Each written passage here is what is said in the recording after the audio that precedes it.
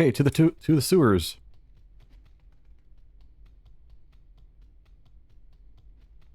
In our quick commercial break, we have taken some time to... Wow, that was a quick sewers level 2.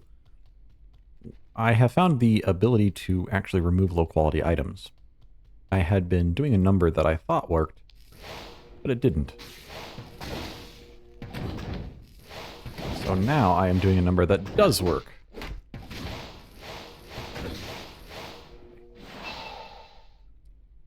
The skellies in here really hurt.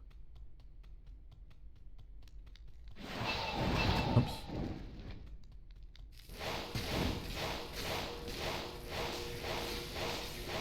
Hopefully we don't see any more low-quality items. I need mana. And the goal for this is, since I have negative attributes on items, like Diablo 1, that'll fill in the blanks for broken items in Diablo 2. Kind of the same goal, just executed differently. So I want to execute them more like Diablo 1. I always love these elemental resist shrines, because you'll always get a cold shrine when you're dealing with fire enemies, or a lightning shrine when you're dealing with like poison. I swear the game just laughs at you.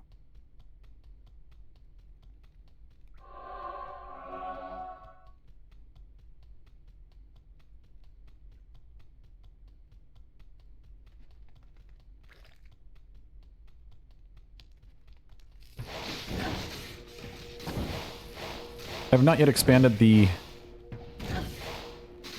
negative attributes, though.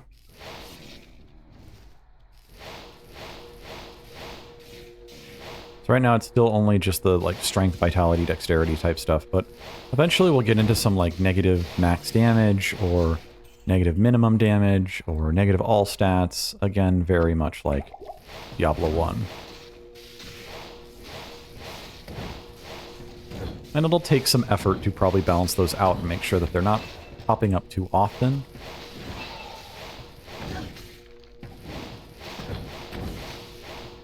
Get cornered from the backside here. Not do that.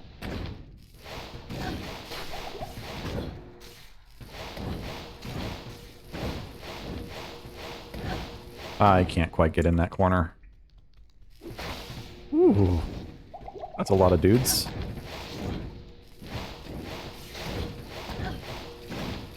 So something I have done in the past, there is a file for missiles in the game that allows you to dedicate or define different numbers within the different things. So like, okay, we're gonna back up a second here.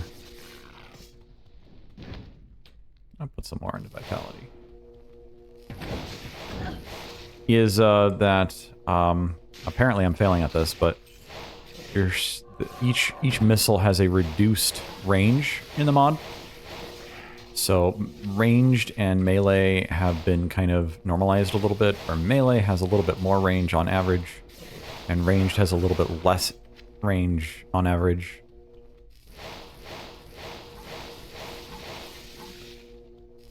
He is lightning enchanted. That is not good, because it means he's probably lightning resistant.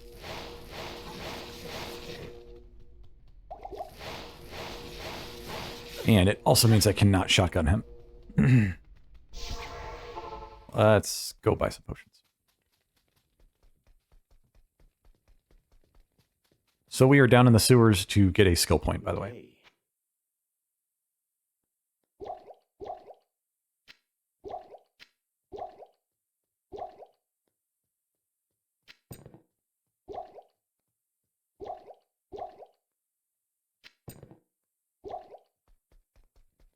Let's pop one of those. I'm not going to go all the way over there and fuck somebody. Good day.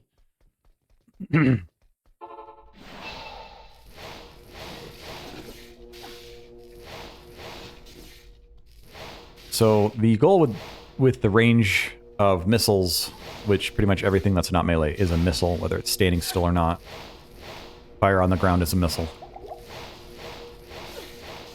Don't know which ones of these are his and which ones are mine. They all blend together.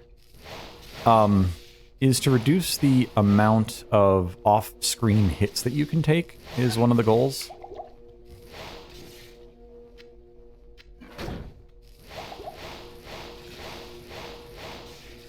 But it also means, it also is an attempt to reduce the amount of off-screen hits you can deal. So you can see that my charge bolt can go pretty far. And it's not nearly as chaotic, I think, as Diablo 1 charge bolts were. But as they move back and forth, that is actually a form of distance. So it is actually a little bit harder to judge that directly. I don't think I can kill this guy. I don't know if I can actually run away from it either. It's gonna be a while, I guess. As long as I do not die to him, that is the big goal there.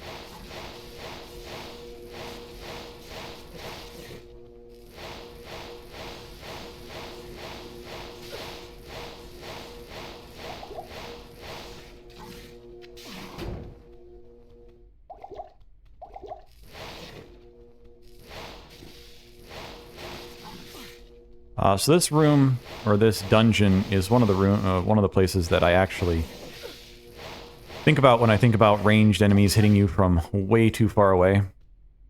They're hitting you from off screen, you can't see them, and generally speaking, I just don't really appreciate that.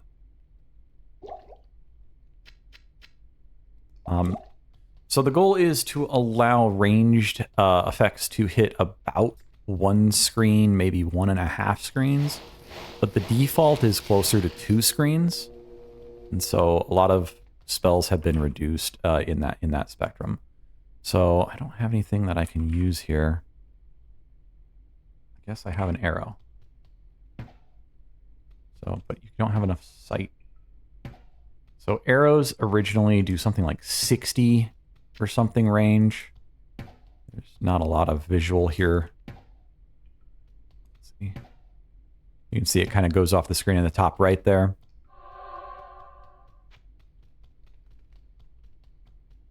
In Diablo 1, they had a really cool mechanic, which is surprisingly, again, not in Diablo 2, where the farther an arrow went, the less attack rating it had. And I think that's pretty cool, actually. Diablo 1 had some really cool mechanics that I've just not seen elsewhere. In modern video games, that is. Modern Diablo-likes especially. These fire arrows are triggering my hit reflexes, my stagger. Ow. My damage is definitely falling off here. I don't know, maybe I'll just take a point on the lightning here.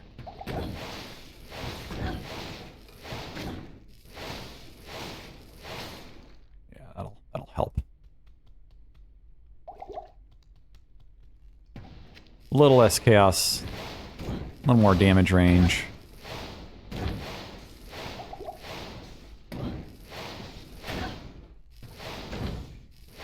Not enough mana.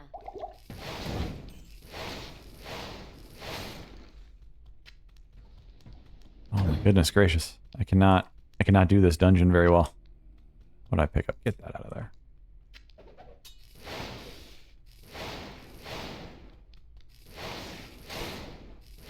I need mana.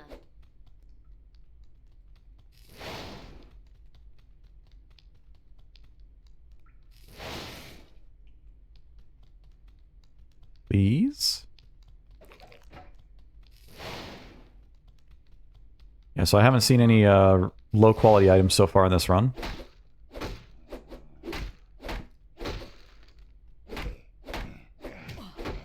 I'm out of mana, which is actually interesting because I can actually hit, even if I do very low damage. It is enough to do something with. Hello.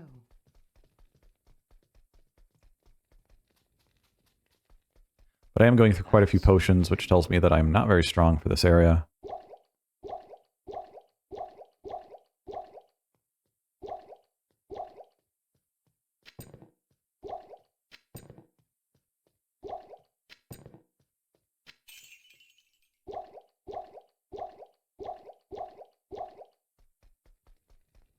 I will actually go and walk over here to talk to somebody.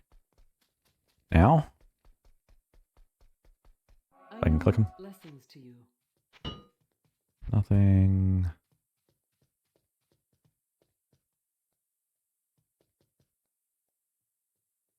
Chest plate could be good. I have the strength.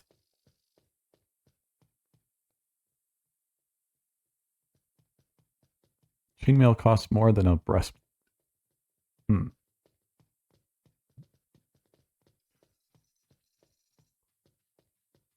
Fire resist of 20.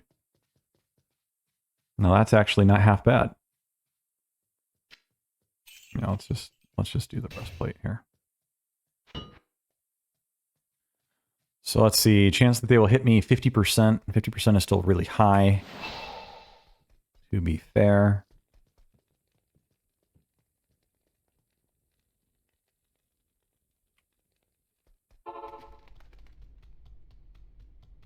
But yeah, missiles.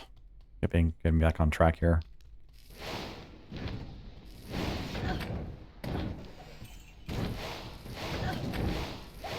Please don't kill me. Please don't kill me.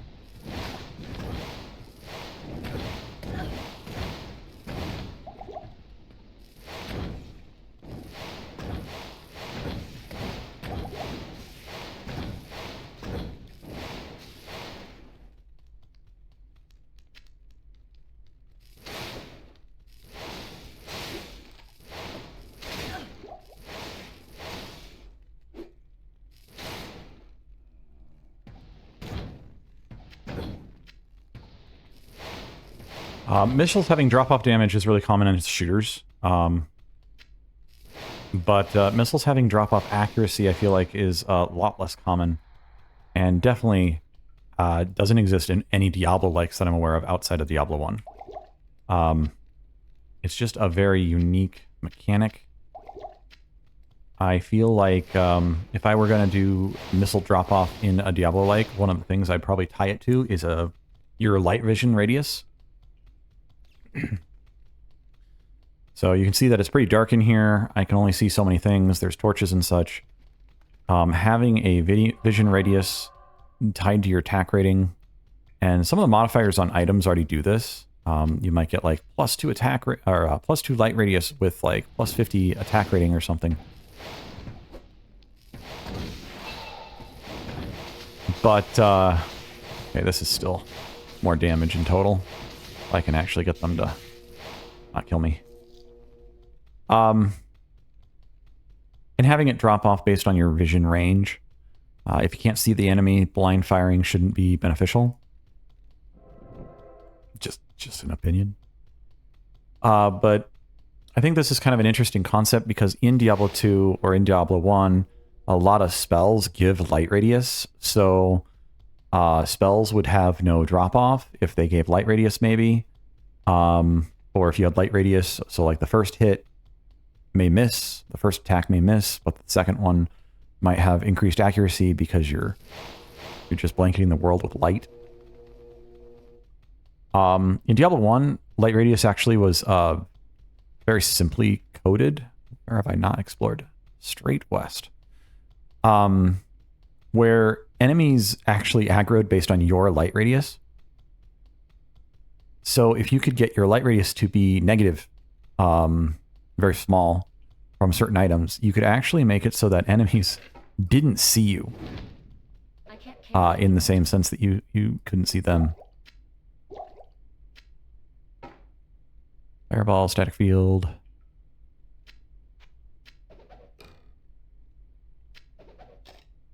Fireball. Level 2 Fireball is actually pretty good.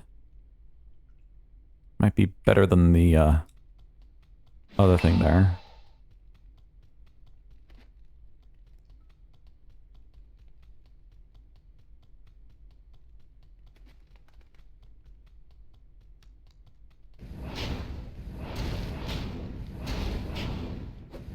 Of course, they are probably fire resistant, huh?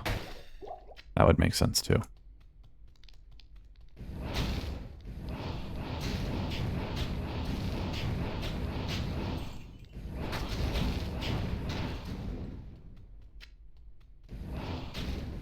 Well, yeah, having some drop-off based on your vision radius, especially on regular arrows, I think kind of makes sense.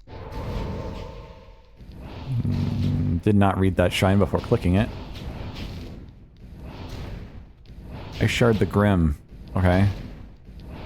Does that mean you're weak to fire?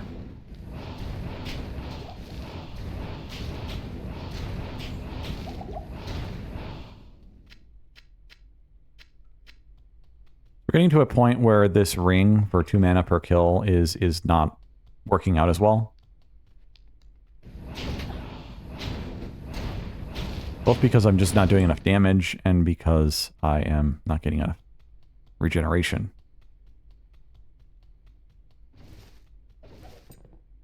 Belt. What did we find? It's not half bad.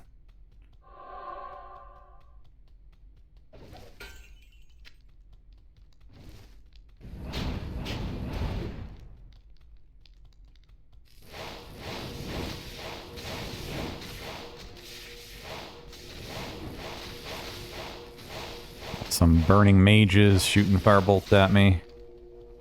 He actually kind of just stood there. I think he was stunned to death.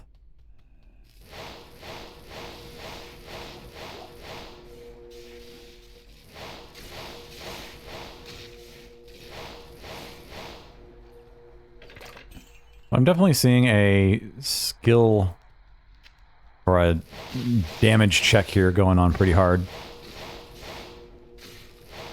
I don't know what the actual difficulty level of this area is, but I do believe the game is expecting you to go here right after you beat Andariel.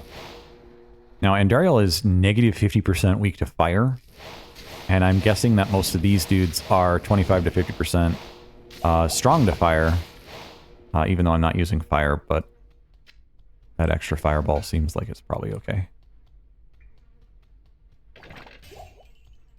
Antidote potion. Ooh. We're getting into tier 3 mana potions now. I haven't actually restricted the tier 3 potions from Act 2 as much. I haven't touched that at all, actually. So, that shouldn't be available yet. Again, the goal would be that you don't see those until kind of the end of the act.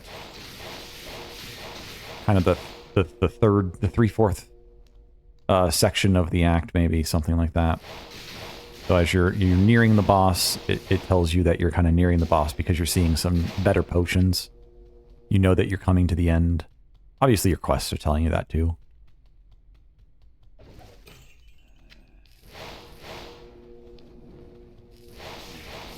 So while I've played this mod quite a few times over the years, this mod started in 2021. I've probably beaten it, I am overburdened. I don't know, 4 or 5 times at this point in normal. I know it's not a lot, but I just kind of play Diablo like a little bit every year. I could lose the faster hit recovery and gain a lot more armor. No, it's only 4 more armor.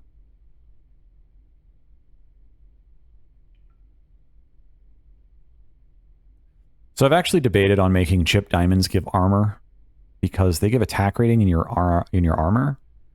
You can already get attack rating from chipped amethyst in your weapon, and I get that those are different locations. But there's nothing really that gives armor. Surprisingly, we've seen 0 runes, which is weird. And I think I want to say that I changed one of the early runes to give some armor. If they didn't already. They might have already given like 10 armor or something. I can't carry anymore. Well, I'm sure we'll fix that after we fight some stuff down here. I am overburdened. Nope. We didn't get hit at all.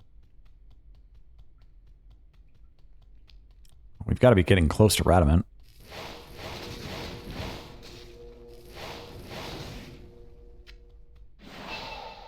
So with... let's see here. Average chance of burning dead will hit you 5%. So that is probably an error on my part because I made everything use attack rating. I will have to fix that. That means a bunch of mage enemies are probably just garbage right now.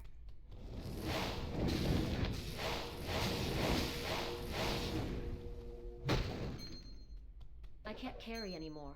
Oh my goodness. So full of potions. Maximum damage and better magic find. 15% is not very good, though.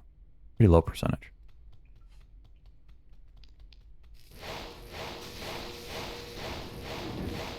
So yeah, we will come across some mistakes and glitches within my design here over time, and I'll have to fix those.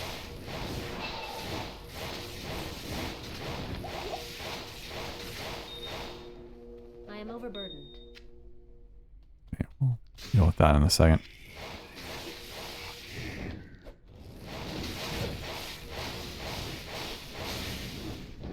This might be difficult since he just keeps reviving stuff. Okay. One of the best ways to deal with this is just draw your enemies to another room, and then he can't see them to resurrect them. Because I believe he needs line of sight.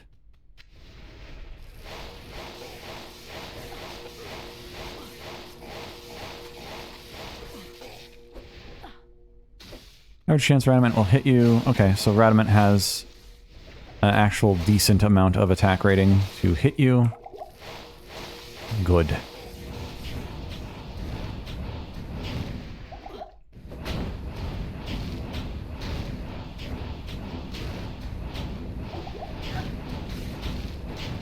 Get out of my way! I need mana.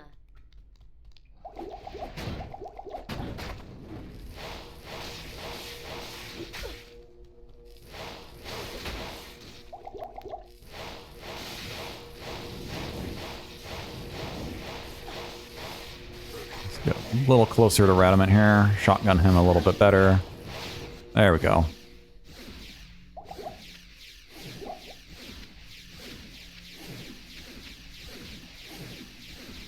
And we get the Book of Skill, which is what I was down here for. Roderick Scroll, technically. Scroll. I think I said skull. Her Roderick Scroll is used for the quest. That's about it. Let's see here. We've got some other potions in here.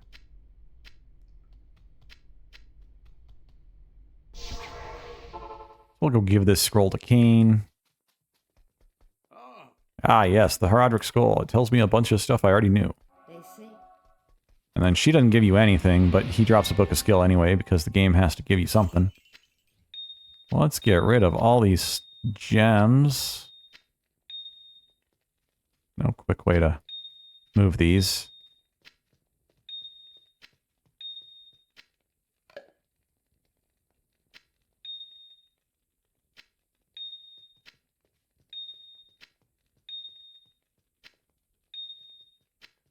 So I've seen at least one version of Diablo 1 be called a, what was it, like a strategy RPG or an action strategy RPG. And I find that interesting because that's kind of how I feel about a lot of Diablo-likes in general.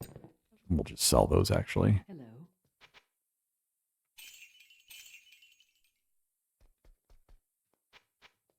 The idea that much of your gameplay is not the action side of things, but it's the design of your character side of things. And I know the genre itself has definitely moved away from this quite heavily.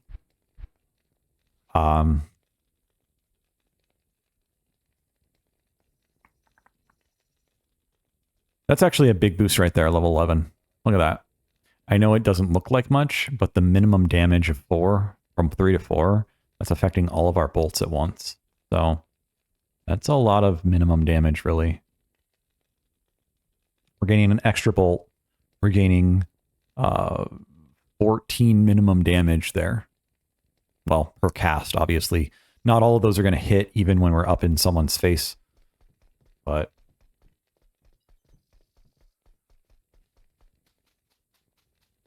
yeah.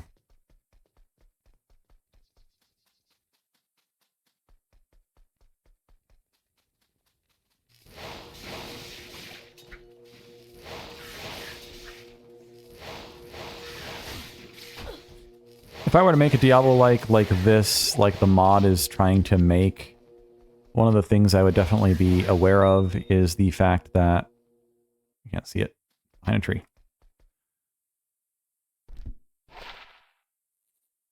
That's not very good.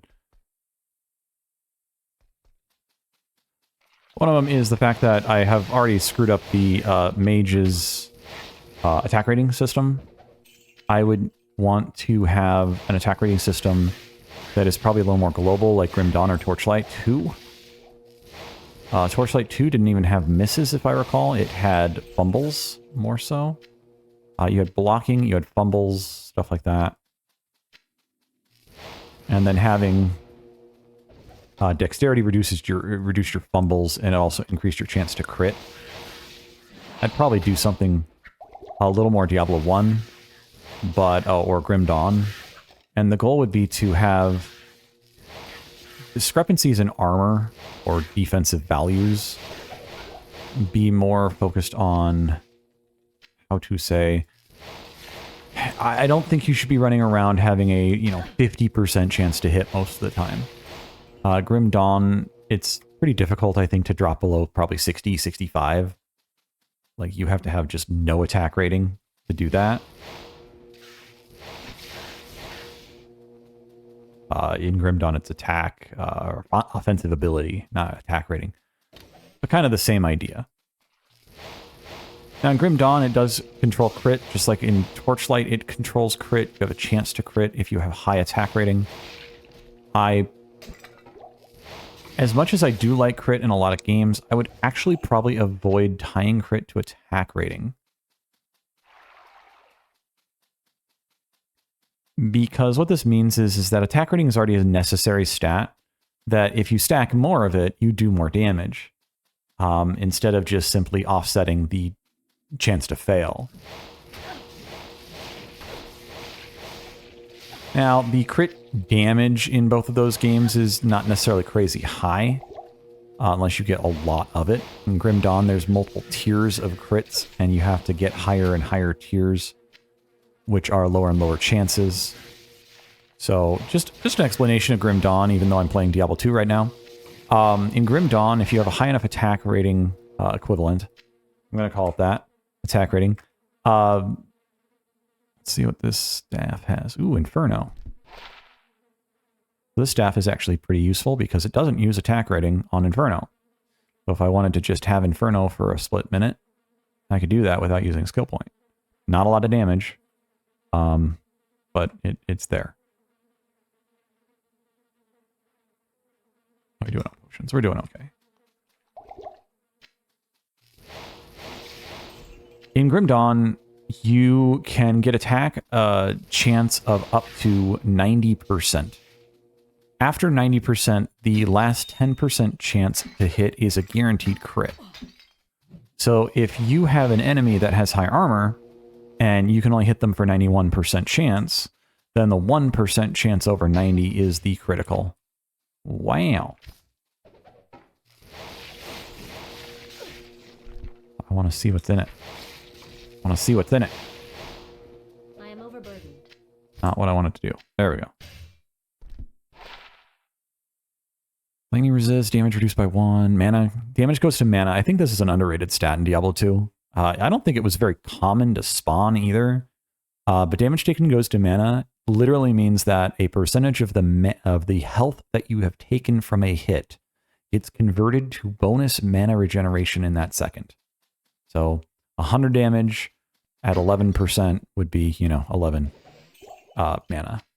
Not great at 11%. Especially when you're talking about, like, say, a barbarian who maybe doesn't use a whole lot of energy, mana, whatnot. But you start getting into some higher levels there. And I know Diablo 3 actually did that for some mana hits. Anyways, back to offensive ability. The more offensive ability you have in Grim Dawn, the more likely you are to chance to crit. This also goes the opposite direction for enemies against you, which is kind of where I kind of draw the line. I don't like it as much. If the enemy has 100% chance to hit you, it means they have a 10% chance to crit. That crit is only a 15% damage bonus by default, unless they're like wearing something. I don't know how that all works. I know they have actual gear spawn on them in Grim Dawn.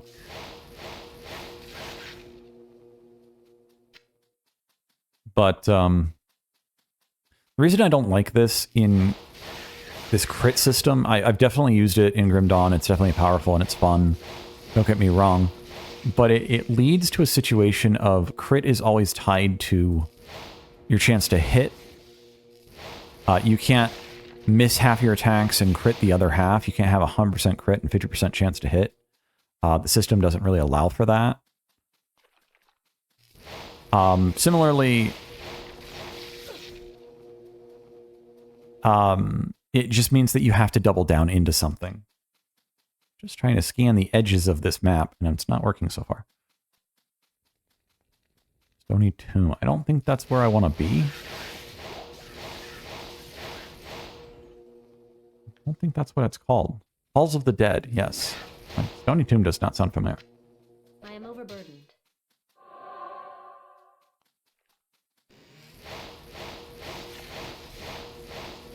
So if I could do everything I ever wanted with, say, a Diablo 2 clone, some of the things I would do is, like, lightning would have a lower stagger threshold.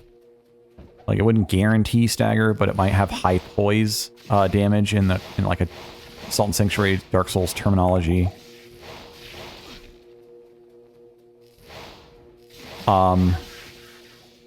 Ice naturally would probably slow. You'd probably have to stack it up to freeze instead of having some abilities that just straight up freeze. Freeze might be related to kind of a freeze poise, something like that.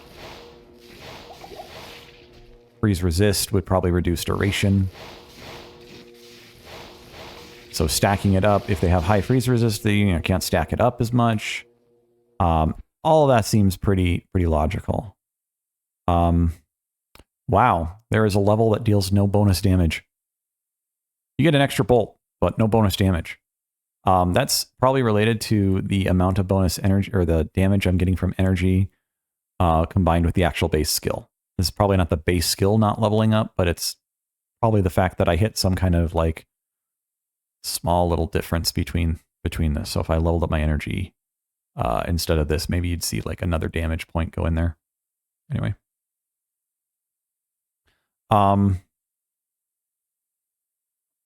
The cold would be stackable. I'm actually going to increase my mana regeneration. I can always respec that later.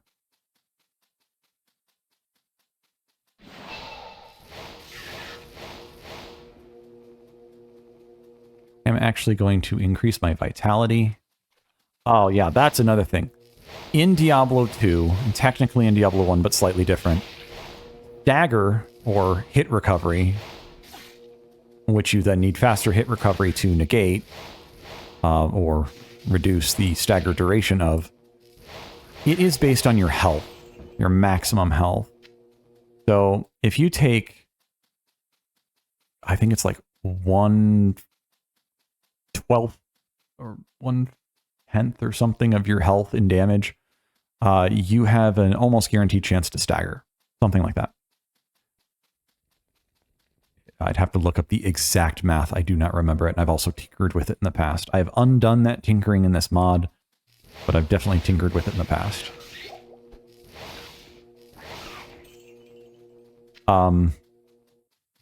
Ranged abilities, like arrows and stuff like that, have a lower stagger ratio in Diablo 2.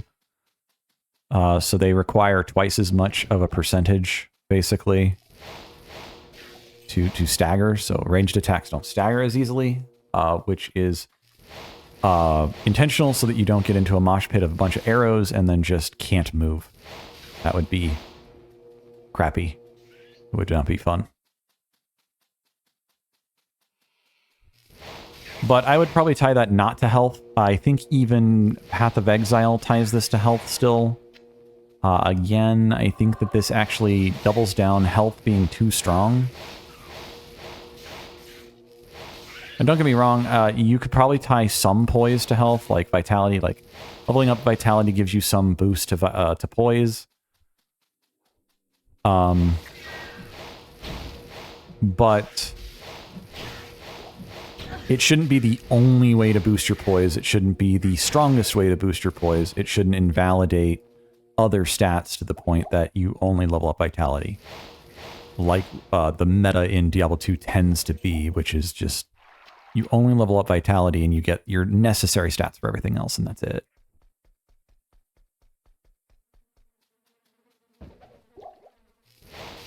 So yeah, I think Path of Exile 2 is actually tackling this issue. Path of Exile 2 does have a poise system. It is much more Dark Souls inspired. Frost Nova, Frost Armor. Frost Armor is good, but it's not very good scaling. Probably sell this later.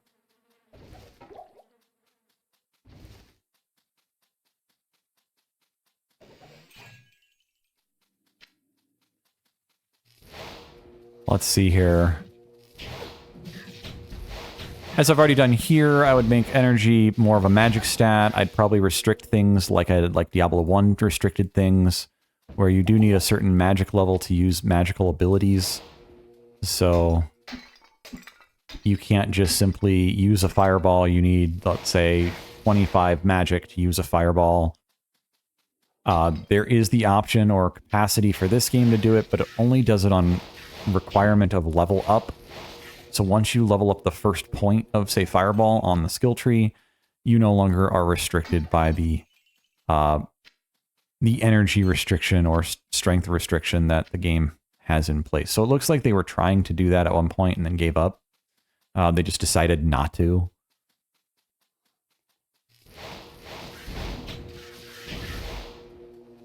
Some of the early game mechanics of Diablo 2, as far as I understand, were actually created by a different group of people. The original people being partially burnt out, didn't probably want to be super involved right away. Diablo 1 was, as far as I understand, built very quickly. Like 18 months or something. 24 months, very quickly, in the context of building an engine, a game from scratch.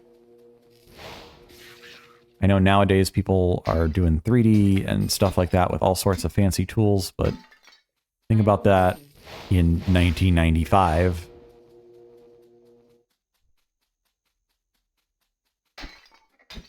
There were just a lot less people doing stuff. There was a lot less tools and stuff like that. Well, we found the exit, but we didn't find the dungeon.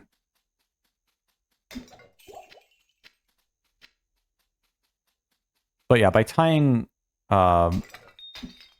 poise to vitality in Diablo 2, it makes Diablo 2's vitality system or health system, because it's just actually max health. It makes it so that the only way that you can just avoid stagger is, well, I guess there's two technically, is one, don't get hit. If your armor's high enough, you don't get hit. But if your health is high enough, you don't get staggered, even if you do get hit. So I think it would be interesting to see some different mechanics there in a Diablo-like focus on a little less just stack health. And a lot of mechanics in Diablo 2 are, by default, kind of contradictory to the systems that they involve. So, like, I was talking in previously about, like, the Barbarian's natural resistance giving up to 40%, typically around 40% magic resistance or elemental resistance. And so the Barbarian has to focus more on armor. But this means the Barbarian can two-hand or dual-wield a lot easier because they're offsetting some of the requirements of their kit. The Amazon has the dodge, evade, avoid skills, which kind of in a similar spectrum allow you to ignore some aspect of the game's mechanics. So the Amazon may, especially more of the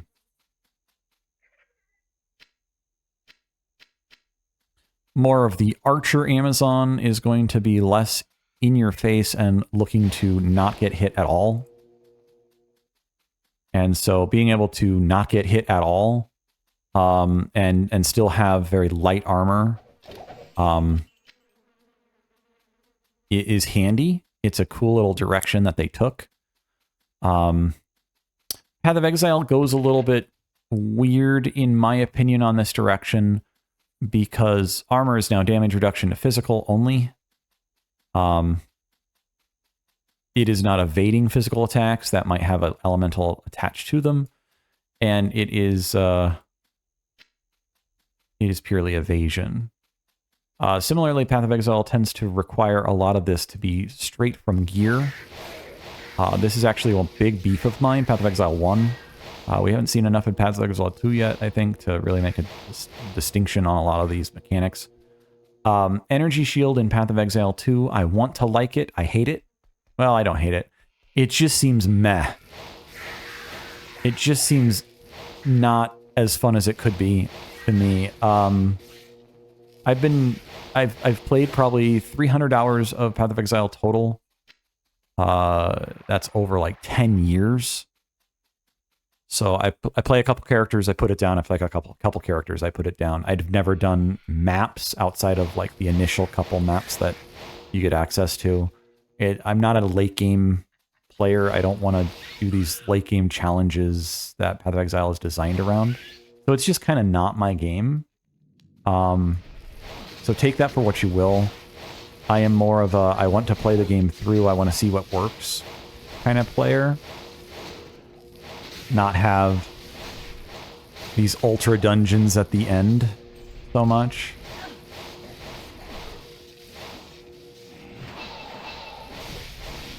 Please, oh please, oh please, oh please.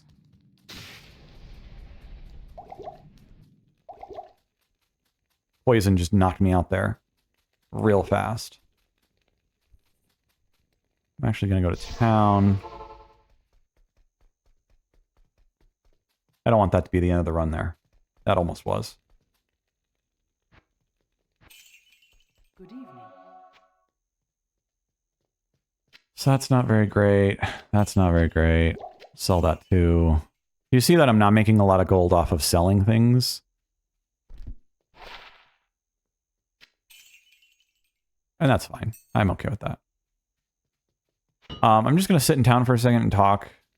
And then I'm going to end this part of the run.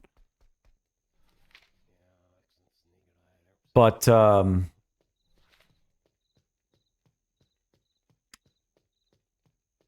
yeah, Energy Shield in Path of Exile turns me off. So the reason that it turns me off is in Diablo 2 or even Diablo 1, where it was technically like straight up overpowered in Diablo 1, just because of how efficient it was. Energy Shield is purely a mana thing. You're sacrificing one stat for another stat, and you're risking the ability to cast spells or use abilities at all with your pool itself going down. It's kind of like using your health as energy, or, you know, and there's some like blood mana type stuff in Path of Exile, which is also relatively inefficient until you get to kind of some later game. I've used it. It's kind of fun, but it's not very good, depending on which patch you've been playing on Path of Exile. And so Energy Shield is this like choice. It's this offset. It is not a breastplate that gives Energy Shield.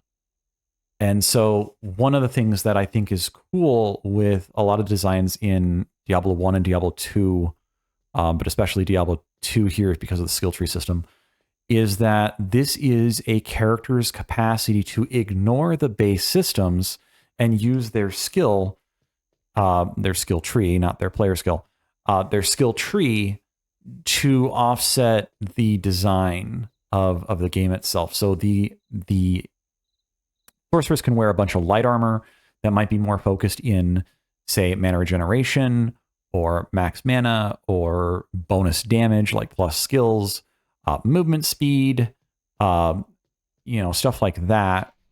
And then Energy Shield comes in and says, okay, even though you have really low armor, everything is going to hit you. You have really low defense. Everything is going to hit you. Spells already hit you by default in Diablo 2. Everything is going to hit you.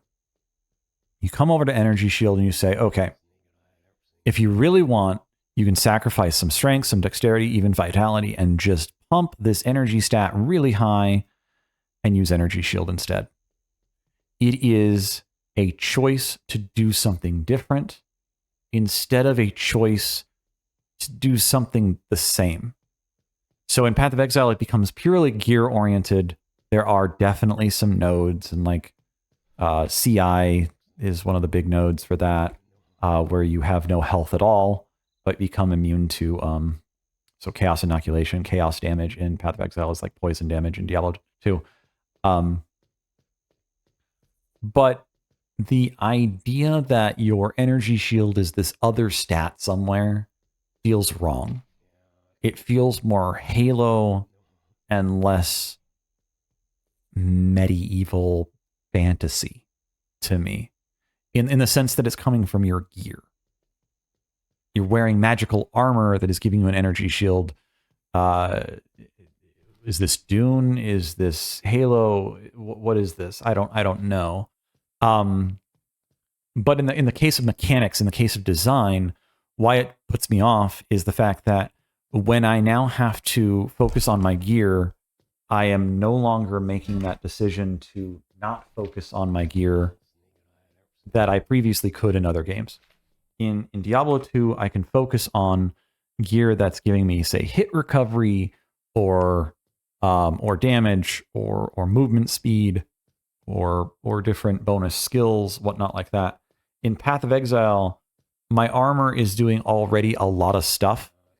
My armor has sockets in it and links, and I'm trying to find an armor with the right colors and the right links, and the right, number of sockets, so that I can keep my skills going, so that all my support gems and all my attack gems are working in sync. And then on top of that, I need to constantly be replacing. This is a forced replacement, it feels like to me, and I don't like forced replacement. I constantly have to be replacing my armor to stay relevant within the game.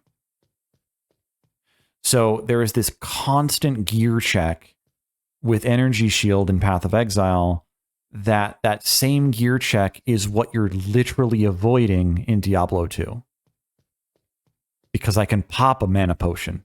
I can stack energy from my level ups. You can't quite do that in Path of Exile in the same way. You're very heavily restricted in a different direction and pushed into that direction.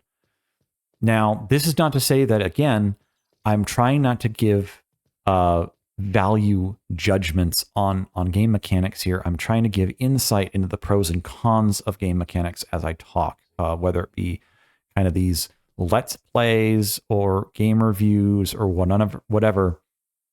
This is to say that as a Diablo 2 enjoyer, I want to scrape through. I want to be scrappy. I want to scrape through the game with whatever I find, and I don't want to be forced to simply find the next piece of gear that gives me 20% more energy shield to have a health pool. My voice is going, I'm sorry. So that's where I'm at. And similar issues exist in Diablo 2, such as attack rating, using player level and monster level as a ratio. I would remove this immediately personally. I don't think player level should affect things as directly. Having a comparison between player and monster level for hit chance feels really bad. It's just, I can't get over it. It just feels really bad. Because hit chance should be a function of the enemy. I am probably going to have to gear check to get through that entrance. So I will leave that to another day. Have a great day. I'll see you on the next episode.